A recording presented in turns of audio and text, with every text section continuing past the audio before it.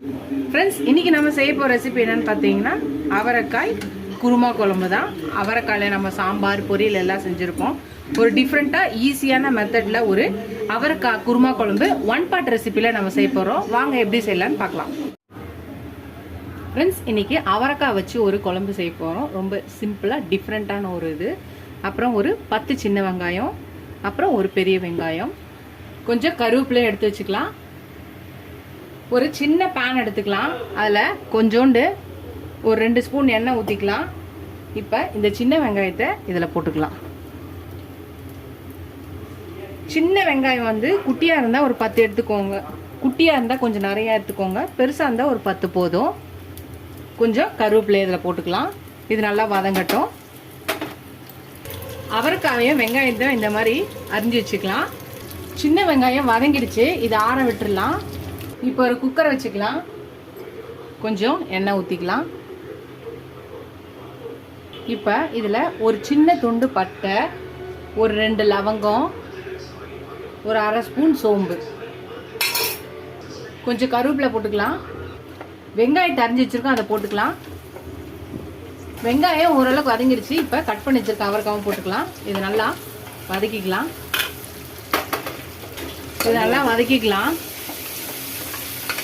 இது வதங்கட்டும். அதுக்குள்ளே நம்ம பேஸ்ட் அரைச்சிக்கலாம். இப்போ ஒரு மிக்ஸி ஜார் எடுத்துக்கலாம். நம்ம வதக்கி வச்சுருக்க இந்த வெங்காயத்தையும் கருவேப்பிலை போட்டுக்கலாம்.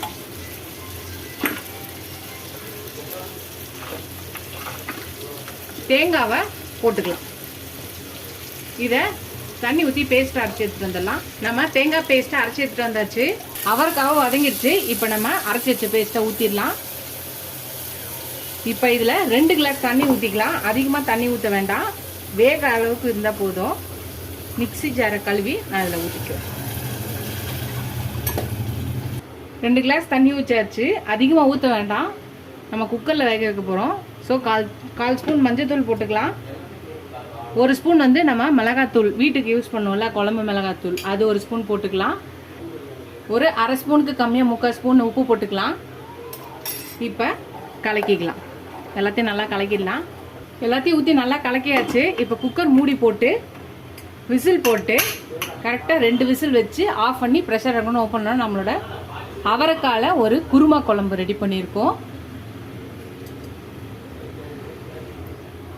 விசில் வந்து ப்ரெஷர் இறங்கினோன்னா ஓப்பன் பண்ணி பார்க்கலாம். ஃப்ரெண்ட்ஸ், 2 விசில் வந்து ப்ரெஷர் அடக்கி இறக்கியாச்சு. ஓப்பன் பண்ணியாச்சு. பாருங்கள், நம்மளோட அவரைக்காய் குருமா குழம்பு ரெடி ஆயிடுச்சு. உங்களுக்கு ரொம்ப தண்ணியாக இருக்க மாதிரி ஃபீல் பண்ணிங்கன்னா கொஞ்சம் கொதிக்க விட்டிங்கன்னா திக்காயிடும். கொஞ்சம் கொத்தமல்லி போட்டு நம்ம பரிமாற வேண்டியதான். நீங்கள் இதை இட்லி, தோசை, சப்பாத்தி, ஒயிட் ரைஸ்க்கு எல்லாத்துக்குமே நீங்கள் இதை சர்வ் பண்ணலாம். இது எல்லாத்துக்குமே தொட்டுக்கிறதுக்கு இது ஒயிட் ரைஸ்க்கு பிசைஞ்சு கூட யூஸ் பண்ணிக்கலாம்.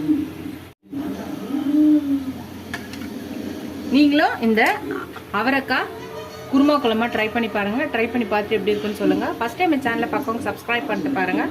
ஃபுல் வீடியோ பாருங்கள். உங்கள் ஃப்ரெண்ட்ஸ்க்கு இந்த சேனலை ஷேர் பண்ணி சப்ஸ்கிரைப் பண்ண சொல்லுங்கள். நீங்கள் எவ்வளோக்கு சப்ஸ்கிரைப் பண்ணி லைக் பண்ணி எனக்கு சப்போர்ட் பண்ணுறீங்களோ அவ்வளோக்கு என்கரேஜிங்காக இருக்கும், சப்போர்ட்டிங்காக இருக்கும். புது ரெசிபிஸ் கூட ஹெல்ப்ஃபுல்லாக இருக்கும். இது ஒரு அடுத்த வீடியோவில் பார்க்கலாம். டாடா பாபா ஃப்ரெண்ட்ஸ்.